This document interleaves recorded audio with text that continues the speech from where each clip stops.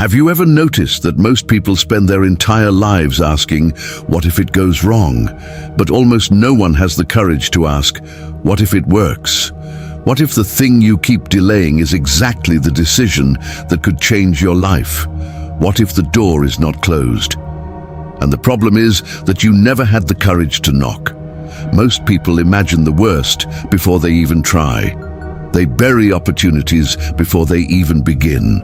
And then they spend years asking why life never changes. Today, you're going to understand why maybe your life is not stuck because you lack ability, but because you are afraid of the next step. Many people are not stuck because they do not have a dream. They are stuck because they are afraid of what the dream will require from them.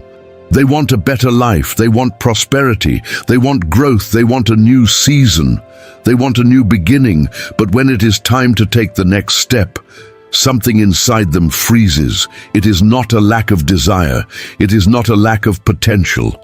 Many times it is fear of failure, fear of judgment, fear of criticism, fear of trying and discovering that now they need to become a different person than the one they have always been.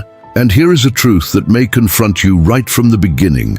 Sometimes success is not 10 years away. Sometimes it is one decision away. A conversation you have been delaying, a change of direction you know you need to make, a habit you need to abandon, an opportunity you need to accept, a step of faith you have been pushing off for later. Because fear does something dangerous to the mind. It takes a possibility and turns it into a threat.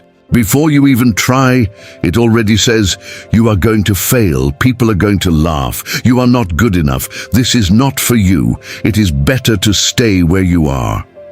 And many people spend their entire lives obeying that voice. They call it prudence, but deep down it is paralysis. They call it planning, but many times it is procrastination. They call it waiting for the right moment, but sometimes it is just the comfort zone dressed up as wisdom. And this is where the book of Proverbs comes in with incredible strength, because Proverbs was not written to form paralyzed people. Proverbs was written to form wise people. People who think before they act, but do not use thinking as an excuse to never act. People who analyze the path, but do not live hidden inside their own insecurity. So before we continue, subscribe to the channel, because here we use the wisdom of Proverbs to understand the hidden patterns that govern decisions, mindset, success, prosperity, and personal growth. And write in the comments, do you believe fear can truly destroy a dream? Because this video is not just about motivation. It is about no longer allowing fear to decide your life. It is about renewing your mind, trusting in the Lord, seeking God's guidance, and understanding that maybe you are one step away from a breakthrough. The question is, what if it works? What if the next step you fear is exactly the path God will use to change your story? There is something fear does to our minds that is almost cruel. It takes a small possibility and turns it into a giant monster. The person has not even started yet, but they are already suffering as if everything has gone wrong.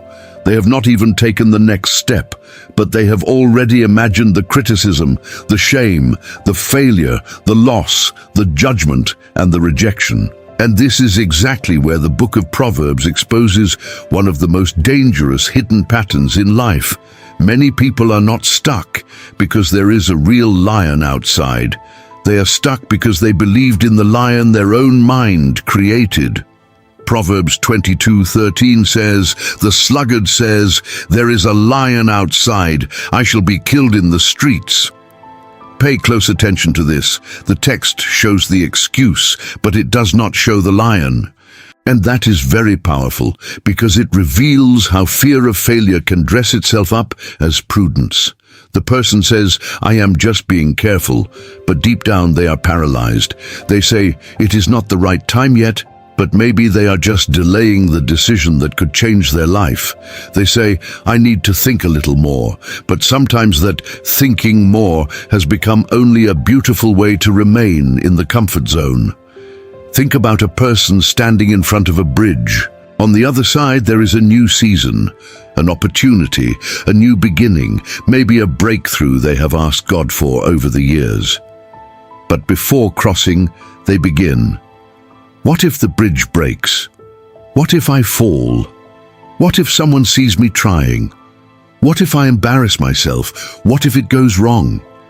Then they go back to the same place as always, and later complain that nothing changes. But let me tell you, with kindness and confrontation, many times life does not change because the person keeps going back to the same place every time fear raises its voice. And listen, I am not saying you should ignore risks, act without wisdom, or live impulsively. Biblical wisdom is not madness. Prudence is important, planning is necessary, and wise decisions protect the path. But there is a huge difference between evaluating risk and turning risk into a prison. Some challenges are not signs to give up. They are invitations to grow. Maybe what you call danger is only discomfort. Maybe what you call caution is self-sabotage. And maybe the question you need to ask today is not, what if it goes wrong? But a question that can completely change the direction of your life. The question that dominates your mind, sooner or later, begins to direct your steps. If you keep asking, what if it goes wrong? What if I fail? What if no one supports me? What if I try and end up disappointed?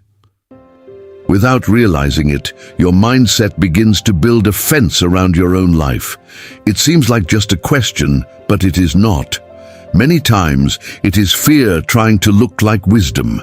It is fear putting on nice clothes, speaking softly, sounding prudent, but deep down trying to keep you in the same place. And that is how many people spend years stuck, not because of a lack of opportunity, but because they keep asking the wrong question. Of course, you need to think before you act. Of course, you need to plan, seek direction, analyze risks, and make wise decisions. The book of Proverbs does not teach anyone to live carelessly, jumping into the dark without responsibility. But there is a difference between prudence and paralysis. Prudence asks, how can I take this next step with wisdom? Fear asks, how can I avoid any chance of discomfort? Do you see the difference? One question builds a path. The other builds a prison. One brings you closer to a breakthrough.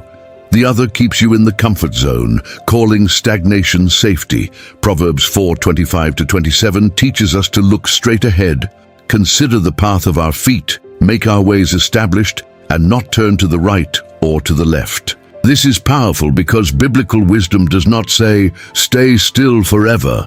It says, look forward, organize your steps, and keep moving in the right direction. It is like driving a car while looking only in the rearview mirror. You can see what is behind you, but you cannot move forward well. An old failure, an old criticism, an old disappointment, or an attempt that did not work can become, inside your mind, a false prophecy saying that the future will fail too. But the rearview mirror is small for a reason, and the windshield is large for another. What happened in the past needs to teach you, not govern you. Old pain can bring maturity, but it cannot become a chain. Maybe you tried before and it did not work. Maybe someone laughed, maybe you felt small, maybe a door closed. But that does not mean your life ended there. The necessary adjustment is to replace the question, what if it goes wrong, with a better question, how can I do this with wisdom, discipline, and God's guidance? Because the question, what if it goes wrong, may protect you from one risk, but it can also steal an entire life from you. And now there is another invisible prison that needs to be exposed, the fear of other people's opinions. There is a prison that has no bars, no lock, no chain door, but it can hold a person back for years, the fear of other people's opinions. The person does not start because they imagine what others will think. They do not change because they are afraid of looking strange. They do not try because they fear criticism, judgment, comparison, and rejection. And little by little, they start allowing people who are not even committed to their future to decide how far they can go. This is hard, but it is real. Many people would rather remain unhappy than be criticized for trying to change. Proverbs 29:25 says, "The fear of man lays a snare, but whoever trusts in the Lord is safe." Look at how direct biblical wisdom is. The fear of people lays snares. It is not just an uncomfortable feeling, it is a trap. And maybe you know this trap very well. You feel that you should take the next step, but you think, what if they laugh at me? What if my family does not understand? What if my friends think I am trying to be someone I am not? But here is the point. If you live trying to protect your image, you may end up sacrificing your purpose. It is like someone living inside a small, dark, cramped house. Outside, there is space, light, personal growth, prosperity, a new season, a life that can change. But every time that person places their hand on the doorknob to leave, they hear voices saying, "Who do you think you are? This is not for you. You are going to embarrass yourself. It is better to stay quiet." So they let go of the doorknob and return to the corner of the house, not because the door was locked, but because the voices became too loud inside their mind. And let me speak to you the way a mentor would speak while looking you in the eyes. Stop asking for emotional permission from people who will not live with the consequences of your obedience. They can comment, criticize, doubt, and even laugh. But the one who will sleep with the pain of not having tried is you. The one who will carry the weight of a stuck life is you. Trust in the Lord, seek God's guidance, make wise decisions, but do not place your courage in the hands of the audience, because many people do not live their purpose because they are too busy trying to protect their image. And in the next step, you need to understand something essential. Courage without wisdom is impulse, but wisdom without courage can also become an excuse. Now, it is very important to balance this, because when someone hears, "take the next step," they may think courage means acting any way they want. But that is not it. Courage without wisdom can become impulse, and impulse can destroy what you wanted to build. The book of Proverbs never teaches a person to live without planning, without counsel, without prudence, and without responsibility. Biblical wisdom does not push you into a blind decision. It teaches you to walk with open eyes, a steady heart, and clear direction. Proverbs 21:5 says, "The plans of the diligent lead surely to abundance, but everyone who is hasty comes only to poverty." This verse shows two extremes. On one side, there is the diligent person, the one who thinks, organizes, works, builds, learns, prepares, and looks at the long term. On the other side, there is the hasty person, the one who wants immediate results, acts from emotion, starts without a foundation, and gives up when pressure appears. So understand this: you should not be paralyzed by fear, but you should not be guided by impulse either. The answer is not fear. The answer is not recklessness. The answer is wisdom with movement. It is like a farmer. He does not control the rain, but he prepares the soil. He does not control the weather, but he plants the seed. He cannot force the harvest to grow tomorrow, but he understands that nothing grows in soil where nothing has been planted. Many people want prosperity, success, and breakthrough without planting, without discipline, without diligence, without routine, without planning. But there is also another group, people who want absolute certainty before they plant. They want a guarantee that there will never be too little sun, that it will never rain too much, that no difficulty will come, that they will never face criticism, that they will never feel fear. But life does not work that way. The wise farmer does not plant because he controls everything. He plants because he understands the season, prepares the soil, and does his part. Proverbs 3:5-6 teaches, "Trust in the Lord with all your heart, and do not lean on your own understanding. In all your ways acknowledge him, and he will make straight your paths." So plan with wisdom, pray sincerely, seek counsel, organize your steps, but do not use the lack of total control as an excuse to never begin. The Bible does not teach recklessness, but it also does not glorify cowardice disguised as caution. And maybe the success you are looking for is exactly on the other side of the decision you keep delaying. Many people imagine that a life can change only when a great public breakthrough happens, something impressive, visible, dramatic, almost cinematic. But many times, transformation begins far away from applause, inside a private decision that no one saw. Deciding to stop procrastinating, deciding to study even when you do not feel like it, deciding to wake up earlier, deciding to ask for help, deciding to abandon a habit that weakens your mind, deciding to take the next step even while feeling afraid. Sometimes the life-changing decision looks small on the outside, but on the inside it breaks years of self-sabotage. The book of Proverbs shows that success is not an accident. Success is construction. Proverbs 14:23 says, "In all toil there is profit, but mere talk tends only to poverty."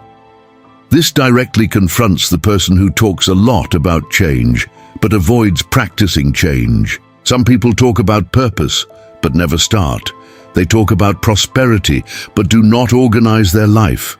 They talk about personal growth, but continue feeding the same hidden patterns. They talk about discipline, but negotiate every day with their own comfort zone. And over time, the person gets used to the sound of their own intentions, but sees no fruit because intention without action builds nothing. It is like someone holding a key and crying in front of a closed door. The person complains that the door does not open, says life is unfair, asks God to do something, and feels sad because they remain in the same place. But the key is in their hand, and here is a truth that may bother you, but can also set you free. Many times God has already given a key, but the key requires movement. The key may be a difficult conversation, a resume sent, a video recorded, an apology made, a routine started, a course completed, a wiser financial decision, a courage you have been delaying. So stop replacing action with intention. Stop calling a dream a plan when there is no practice. Stop saying one day when you already know what the next step is. Turn desire into routine, faith into obedience, fear into wise movement, vision into diligent work. You do not need to start big, but you do need to start with truth. A life does not change because you thought about changing. It changes when your decisions begin to obey wisdom. And maybe today you will realize something even deeper. You do not need to overcome all fear first. You need to stop letting fear decide for you. Many people are waiting to stop feeling afraid before they begin, but maybe that day will never come the way they imagine. The person thinks, when I'm ready, I will start. When I have more confidence, I will try. When the fear goes away, I will take the next step. But courage is not the absence of fear. Courage is when you feel the fear, acknowledge the fear, take that fear to God, but do not hand the steering wheel of your life over to it. Because fear may knock at the door, but it does not need to sit on the throne of your decisions. Proverbs 24:10 says, "If you faint in the day of adversity, your strength is small." This text does not come to humiliate someone who is tired, insecure, or wounded. It comes to awaken. Because there are moments when life demands firmness. There are days when you need to stop running from everything that requires maturity. There are seasons when God is not only trying to change your circumstances, He is forming strength inside you. And strength is not born when everything is easy. Strength is born when you stop obeying the same invisible patterns that always made you step back. It is like a person entering a gym for the first time. They feel weak, out of place, uncomfortable, maybe even embarrassed. The weights seem too heavy, the body hurts, the mind tells them to quit, and everything inside them says, this is not for you. But if they keep going, something begins to change. Strength did not come before the workout. Strength came because of the workout. Life works the same way.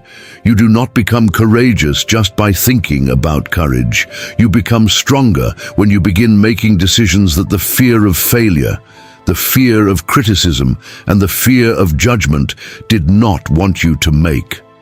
Proverbs 16:3 says, "Commit your work to the Lord, and your plans will be established." So you do not need to pretend you do not feel afraid. You need to commit your works to the Lord, seek biblical wisdom, renew your mind, and move forward with responsibility. Take your fear to God, but do not use fear as an excuse to stay stuck. Trust in the Lord, ask for God's guidance, make wise decisions, take a step of faith and stop making excuses, because you do not need to overcome all fear before you begin. You need to stop letting fear decide for you.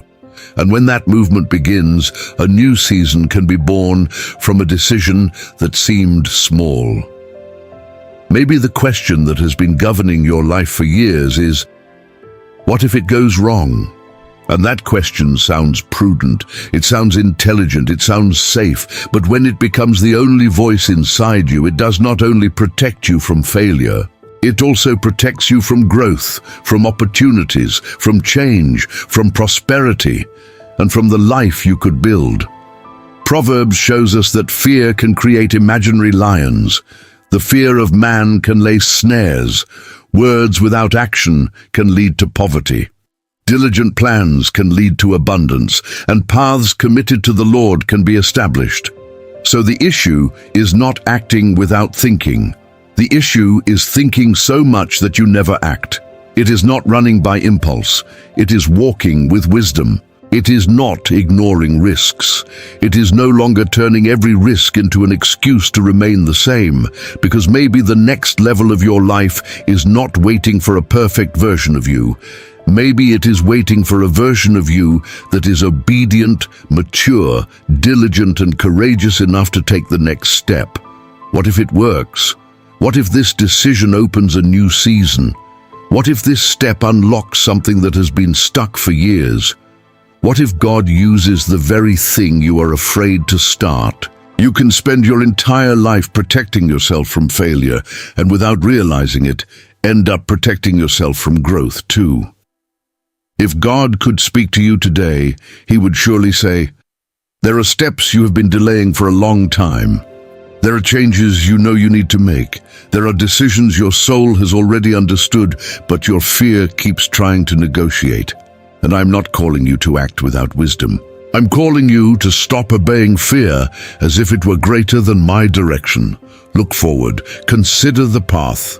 Trust me. Commit your works to the Lord, and your plans will be established.